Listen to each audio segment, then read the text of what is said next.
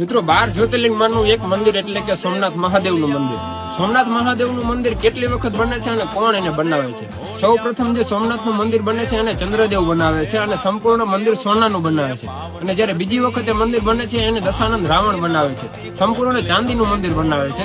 અને જે ત્રીજી વખત મંદિર બને છે એને ભગવાન શ્રી કૃષ્ણ બનાવે છે અને સંપૂર્ણ સુખડના લાકડાનું મંદિર બનાવે છે.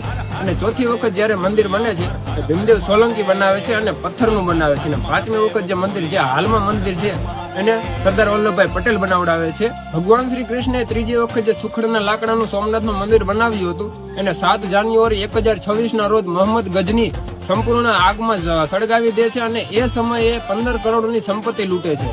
ભીમદેવ સોલંકી જ્યારે ચોથી વખત સોમનાથ મંદિરનું નવનિર્માણ કરાવે છે ત્યારે તેમાં ઉદાર હાથે ફાળો આપે છે જામનગરના રાજા જામ દિગ્વિજયસિંહ. એટલા માટે જ સોમનાથ મંદિરના મુખ્ય પ્રવેશ દ્વારનું નામ દિગ્વિજય દ્વાર છે. મિત્રો, આપણે સૌ તો માત્ર સોમનાથ મહાદેવના મંદિરના નામે જાણીએ છીએ, પણ સોમનાથ મહાદેવના મંદિરનું મુખ્ય નામ કૈલાસ મહામેરુ પ્રસાદ છે. મિત્રો, આવનારી 7 જાન્યુઆરી 2026 ના રોજ 1000 વર્ષ સંપૂર્ણ થશે જ્યારે મોહમ્મદ ગજનીએ સોમનાથનું મંદિર લૂંટ્યું હતું, સળગાવ્યું હતું.